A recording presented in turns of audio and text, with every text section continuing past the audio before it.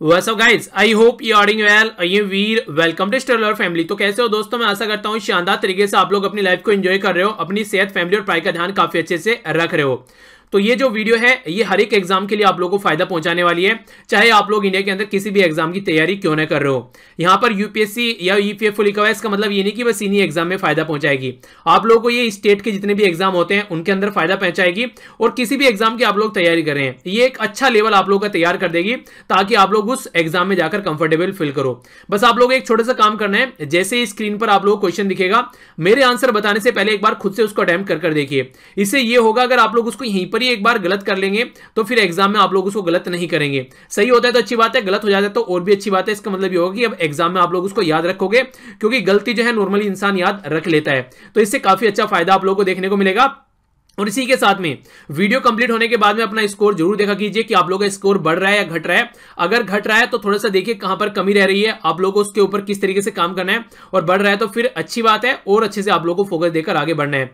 और वीडियो सुनने के बाद में लगेगा कि पीडीएफ आप लोगों को चाहिए तो टेलीग्राम से जाकर इसको डाउनलोड कर लीजिएगा, लिंक वीडियो के नीचे आप लोगों को इसका डिस्क्रिप्शन बॉक्स में मिल जाएगा। ओके, तो आइए आज का डिस्कशन स्टार्ट करते हैं बिना किसी देरी के। आज का फर्स्ट क्वेश्चन देखते हैं।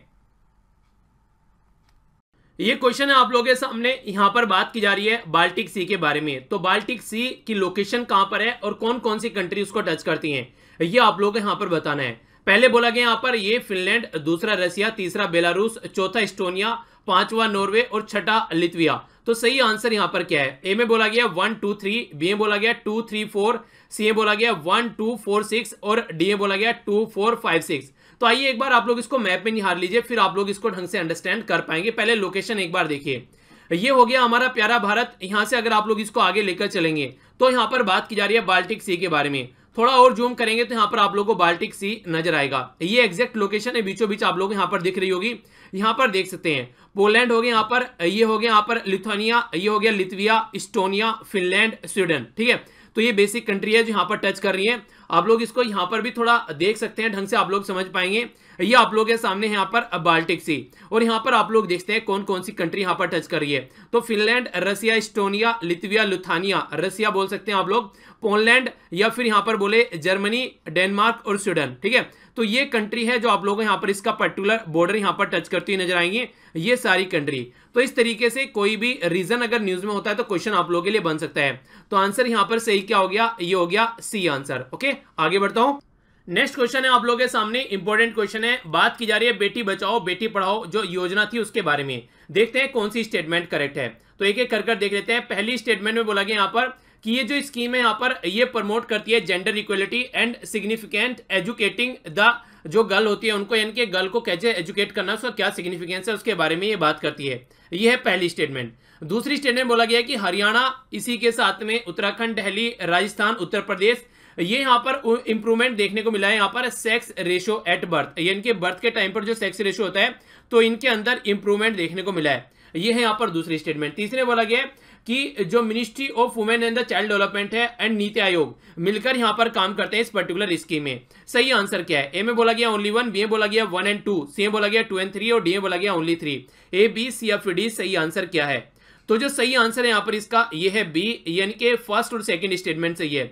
ये बिल्कुल सही है। जेंडर इक्वलिटी की बात करते हैं और गर्ल्स को कैसे एजुकेट किया जा सकता है उसके बारे में बात करते हैं।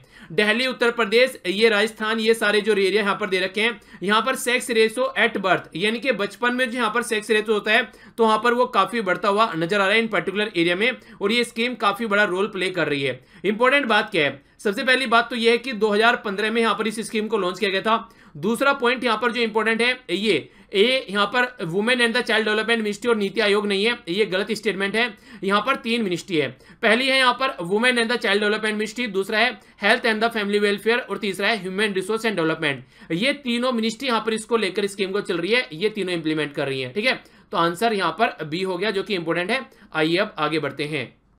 नेक्स्ट क्वेश्चन है, एग्जाम में डायरेक्ट ऐसे क्वेश्चन पूछे जाते हैं और कॉमन सेंस से भी आप लोग इसका आंसर दे सकते हैं। आइए करके देखते हैं कौन सी स्टेटमेंट सही है। सबसे पहले बोला गया है यहां पर ये बात की गई है प्रधानमंत्री उज्ज्वला योजना के बारे में। तो पहली स्टेटमेंट में बोला गया कि एम क्या है इसका? ये एलपीजी यानी कि लिक्विफाइड पेट्रोलियम गैस का कनेक्शन प्रोवाइड कराता है जो पुअर हाउस होल्ड है। दूसरी स्टेटमेंट बोला गया है प्रिवेंट करता है यंग चिल्ड्रन जो है उनको, ताकि जो रेस्पिरेटरी जो इलनेस होती है, यानी कि आप लोग समझ सकते हैं कि जो बीमारी होती है खासकर सांस से रिलेटेड, वो इंडोर पोल्यूशन की वजह से होती है, यानी कि घर में जो भी ईंधन जलाया जाता है फॉसिल फ्यूल वगैरह, उसकी वजह से काफी प्रॉब्लम देखने को मिलती है। तीसरा बोला गया है कि जो फैमिली आइडेंटिफाई की जाती है वो सोशियो इकोनॉमिक कास्ट सेंसस 2001 के बेस पर आइडेंटिफाई की गई है। करेक्ट स्टेटमेंट बतानी है। ए में बोला गया है 1 and 2 सही है, बी में बोला गया 2 and 3, और सी में बोला गया 1 and 3, और डी में बोला गया नन ऑफ द अबव। कौन सा आंसर सही है, A B C F D? तो सही आंसर बताइए। सही आंसर है यहां पर इसका ए, यानी कि 1 और सेकंड स्टेटमेंट यहां पर सही है, थर्ड स्टेटमेंट यहां पर गलत है।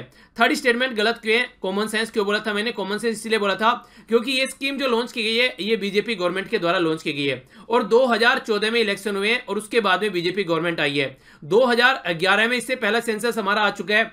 जब यहां पर 2011 में पहला सेंसस आ चुका है और 2001 में यहां पर बोल रहा है कि ये सेंसस यूज किया है, तो आप लोग कैसे इसको यहां पर सही मान सकते हैं? जब लेटेस्ट सेंसस है तो वही यूज करेंगे ना। यहां पर ये पहला सेंसस को यहां पर यूज करेंगे स्कीम लाने के लिए, और जबकि स्कीम 2014 के बाद में लाई गई है, तो इसलिए मैंने बोला था कि कॉमन सेंस से आप लोग इसका आंसर दे सकते हैं। इंपावर किया जाता है यहाँ पर वुमेन, और प्रोटेक्ट किया जाता है उनकी हेल्थ को, रिड्यूस किया जाता है जो हेल्थ हजार्ड्स होते हैं, खासकर कुकिंग जो भी वो यूज कर रही है ईंधन में, उसको रिड्यूस किया जाता है ताकि इंडोर पोल्यूशन न हो। इसी के साथ में जो बच्चे होते हैं और खासकर प्रेग्नेंट वुमेन होती है उनको भी फायदा इससे पहुंचता है अगर इस तरीके से हम लोग यहाँ पर इसको लेकर चलते हैं। तो ये कुछ बातें हैं जो आप लोग याद रख सकते हैं, काफी इंपोर्टेंट है, डायरेक्ट क्वेश्चन बन सकता है। तो आंसर ए है। आगे चलता हूं। और हाँ, ये भी आप लोग पिक्चर काफी बार आप लोग एडवर्टाइजमेंट में देखते होंगे, ठीक है? तो ये यहां पर याद रखिएगा, स्वच्छ ईंधन बेहतर जीवन। और एक इंपॉर्टेंट क्या है यहां पर इसको इंप्लीमेंट करने वाला, ये है पेट्रोलियम मिनिस्ट्री, ठीक है ना? तो पेट्रोलियम एंड प्राकृतिक जो मिनिस्ट्री है हमारी, ये संसाधन वाली, ये यहां पर इसको इंप्लीमेंट करने वाली मिनिस्ट्री है। नेक्स्ट क्वेश्चन यहां पर बात कर रहे हैं इंडियन ओशन कॉन्फ्रेंस के बारे में। तो कौन सी स्टेटमेंट करेक्ट है ये आप लोगों को बतानी है। पहली स्टेटमेंट में बोला गया second Indian conference, Indian ocean conference 2019 recently अभी माले जो कि कैपिटल है मालदीव की, वहां पर देखने को मिली। दूसरी स्टेटमेंट बोला गया है India foundation along with the it's partner, यानी कि सिंगापुर, श्रीलंका और बांग्लादेश, तो यहां पर इसके द्वारा इनिशिएट किया गया इंडिया के द्वारा मिलकर। नेक्स्ट थीम जो है इस साल की यहां पर बोला गया है, जो यहां पर इससे रिलेटेड ये है यहां पर Indian Ocean region traditional and non traditional challenges. तो कौन सी स्टेटमेंट करेक्ट है? ए में बोला गया 1 and 2, बी में बोला गया 2 and 3, सी में बोला गया 1 and 3, डी में बोला गया ऑल ऑफ द अबव। तो सही आंसर बताइए क्या है, A B C F D. सही आंसर है यहां पर इसका बी, यानी कि सेकंड और थर्ड स्टेटमेंट यहां पर सही है, ठीक है? तो इसके बारे में आप लोग याद रखिएगा, फर्स्ट स्टेटमेंट यहां पर गलत है। आखिर क्या क्या बात की गई है? बात यहां पर यह की गई है, जो फर्स्ट यहां पर सेकंड स्टेटमेंट बोला गया है ये सेकंड स्टेटमेंट नहीं है, ये सेकंड जो कॉन्फ्रेंस बोला गया सेकंड कॉन्फ्रेंस नहीं है, ये यहां पर फोर्थ कॉन्फ्रेंस है अभी 2019 में। तो फोर्थ कॉन्फ्रेंस हुई है, ना कि सेकंड कॉन्फ्रेंस हुई है। तो कहां पर हुई है? ये माले में हुई है, जो कि मालदीव की कैपिटल है। थीम है securing the Indian Ocean region traditional and non traditional जो भी चैलेंज है उनके बारे में बात की गई है। इनिशिएटिव जो की गई थी यहाँ पर ये इंडिया के साथ में मिलकर सिंगापुर, श्रीलंका और बांग्लादेश के द्वारा यहाँ पर इनिशिएट की गई थी। एनुअल मीटिंग होती है यहाँ पर, जहां पर head of the state, government minister या फिर जो लीडर, स्कॉलर, ब्यूरोक्रेट सब मिलकर यहाँ पर बात कर रहे हैं पर्टिकुलर इंडियन ओशन रीजन के बारे में, ठीक है? तो इसके बारे में याद रख सकते हैं। आंसर यहाँ पर भी हो गया, और इंडिया के द्वारा स्टार्ट की गई तो इसलिए भी इंपॉर्टेंट हो जाती है। नेक्स्ट क्वेश्चन आप लोगों के सामने यहाँ पर बात कर रहा है कि कौन सी स्टेटमेंट ट्रू है। ये अभी रिसेंटली हमारी कंट्री के प्राइम मिनिस्टर मोदी जी के द्वारा एनिमल से रिलेटेड यहाँ पर कुछ स्टेप उठाए गए हैं। तो यहाँ पर इसके बारे में ये स्टेटमेंट है national animal disease control programme, ठीक है? तो कौन सी स्टेटमेंट इसके बारे में ट्रू है? बोला गया है प्राइम मिनिस्टर के द्वारा लॉन्च किया गया national animal disease control programme for foot and the mouth disease. ये बेसिक बीमारी होती है, आप लोगों को कई बार जानवरों में, अगर आप लोग आसपास रहते हैं जानवरों के, तो आप लोगों ने इनके बारे में सुना होगा।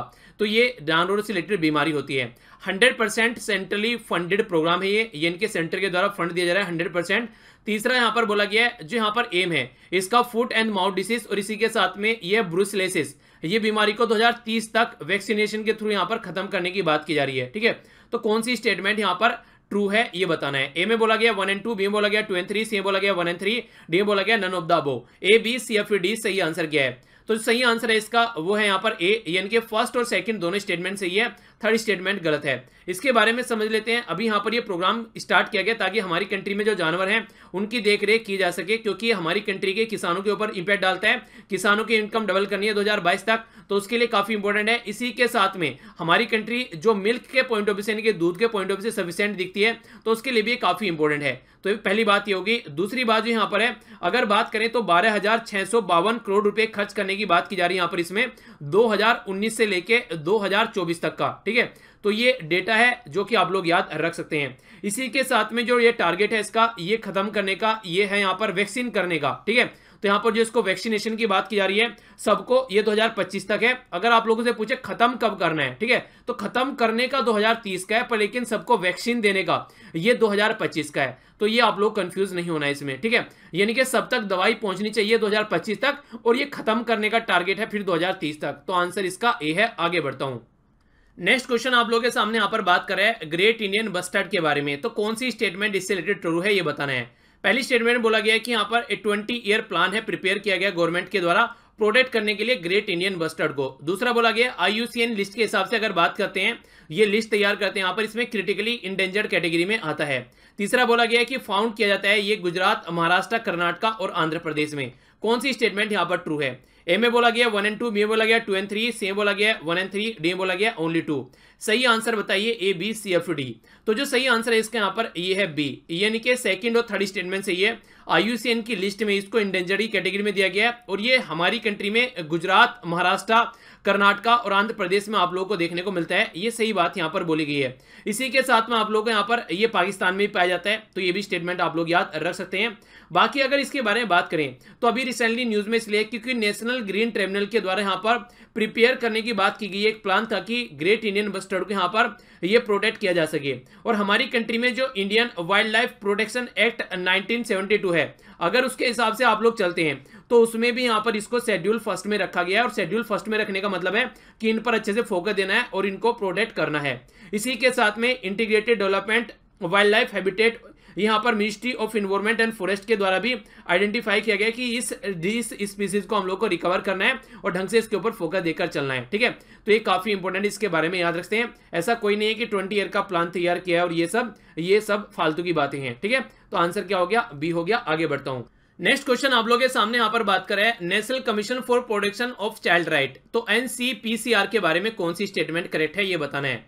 ए में बोला गया कि इसको एस्टेब्लिश किया गया था यहाँ पर commission for protection child right act 2005 के हिसाब से। दूसरा बोला गया ये मिनिस्ट्री ऑफ होम अफेयर के अंडर में काम करता है। तीसरा जो डिफाइन किया गया इसके थ्रू, यहाँ पर जो चाइल्ड एज ए पर्सन जो 0 से 18 एज के बीच में होता है उसके यहाँ पर बच्चा माना गया है। करेक्ट स्टेटमेंट बताइए। ए में बोला गया 1 and 2, बी में बोला गया 2 and 3, सी में बोला गया 1 and 3, डी में बोला गया all of the above. A, B, C या फिर डी सही आंसर क्या है। तो सही आंसर है यहाँ पर इसका सी, यानी कि फर्स्ट और थर्ड स्टेटमेंट सही है। यानी कि ये आप लोगों को देखने को मिलता है protection of the child right act 2005 के हिसाब से ये national commission for protection of the child rights यहाँ पर देखने को मिलता है। इसी के साथ में जो मिनिस्ट्री की बात की जाती है तो ministry of women and child development के अंडर में आता है, ना कि मिनिस्ट्री ऑफ होम अफेयर के। तीसरा यहाँ पर 0 से 18 के बीच में यहाँ पर एज मानी गई है। जो कमीशन है यहाँ पर किस तरीके से बच्चों के फेवर में law, policy, programme, administration, machinery ढंग से काम कर रही है कि नहीं कर रही है बच्चों को प्रोटेक्ट करने के लिए, तो उसके बारे में बात करती है। और UN convention on child right जो है उसको भी फॉलो करके चलने की कोशिश की जाती है ताकि चीजों को ढंग से हैंडल किया जा सके। तो आंसर यहाँ पर ए हो गया। आगे चलते हैं। नेक्स्ट क्वेश्चन यहाँ पर ये यूपीएससी 2015 में पूछा जा चुका है, तो आसान से क्वेश्चन आप लोगों को कई बार देखने को मिलते हैं। तो करेक्ट स्टेटमेंट बतानी है इन्फ्लेशन के बारे में। इन्फ्लेशन बोलते हैं महंगाई, तो उसके बारे में सही स्टेटमेंट क्या है। ए में बोला गया है कि यहाँ पर इन्फ्लेशन के बारे में कि controlling the inflation in India is responsibility of government of India only. दूसरी स्टेटमेंट में बोला गया है कि जो रिजर्व बैंक ऑफ इंडिया है उसका कोई रोल नहीं होता है इन्फ्लेशन को कंट्रोल करने में। तीसरी स्टेटमेंट बोला गया कि decrease money circulation help in controlling the inflation. चौथा बोला गया यहाँ पर increase the money circulation help in controlling the inflation. A, B, C या फिर डी सही आंसर क्या है वो आप लोगों को बताना है। तो जो सही आंसर है यहाँ पर यह है सी, यानी कि decreasing money circulation help in controlling inflation. Reason क्या है, लोगों के पास में अगर पैसा नहीं होगा, ठीक है, तो लोगों के पास में पैसा नहीं होगा तो सामान ज्यादा नहीं खरीदेंगे। सामान ज्यादा नहीं खरीदेंगे तो मार्केट में जो सामान ऑलरेडी अवेलेबल है उसकी जो खपत है वो ज्यादा नहीं होगी, तो इसका मतलब सबको वो अवेलेबल रहेगा, और सबको अवेलेबल रहेगा तो उसकी प्राइस जो है वो ज्यादा नहीं बढ़ेंगे। प्राइस कब बढ़ते हैं, आप भी मान लीजिए कोई एक सामान खरीद रहे हैं, मान लीजिए चीनी खरीदना स्टार्ट कर दिया, आप लोगों ने भी दबा के चीनी खरीद रहे हैं, दूसरे शहर में भी सब खरीद रहे हैं, हर एक एरिया में चीनी खरीद रहा है, तो चीनी मार्केट में कम पड़ जाएगी तो लोग क्या करेंगे, लोग यहाँ पर ब्लैक करने स्टार्ट कर देंगे चीनी को। इसी तरीके से आप लोग समझ सकते हैं, जैसे मूवी देखने चाहते हैं और टिकट नहीं मिलता तो ब्लैक में टिकट खरीदे जाते हैं, तो उसकी वजह से महंगाई और ज्यादा बढ़ जाती है। ये तो हो गया आंसर। यहाँ पे बोला गया गवर्नमेंट ओनली और यहाँ पे बोला गया रिजर्व बैंक ऑफ इंडिया यहाँ पर पार्ट नहीं है, तो दोनों ही यहाँ पर इसका पार्ट है। ऐसा नहीं है कि अकेला मिलकर इन्फ्लेशन को कंट्रोल करेगा, और यहाँ पर इसकी वजह से कंट्रोल नहीं होगा, इसकी वजह से और बढ़ जाएगा अगर मार्केट में लोगों के पास में पैसा ज्यादा होगा। तो 2015 के प्रीलिम्स में क्वेश्चन पूछा जा चुका है, तो आंसर सी है। आगे चलते हैं। ये भी क्वेश्चन 2015 पूछा जा चुका है। बात की जा रही है वेलफेयर स्टेट के बारे में। इंडियन कॉन्स्टिट्यूशन में किसको बोला जाता है, ठीक है, किसके बेस पर यहां पर वेलफेयर स्टेट का दायरा आता है।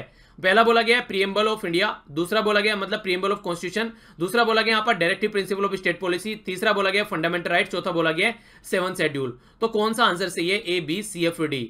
सही आंसर जो यहां पर ये है इसका, ये है B, directive principle of state policy. जब मैंने पॉलिटिकल लेक्चर आप लोगों को पढ़ाए थे उस टाइम पर भी मैंने डिटेल में पढ़ाया था और रीजन यही था ताकि आप लोग अंडरस्टैंड कर सको।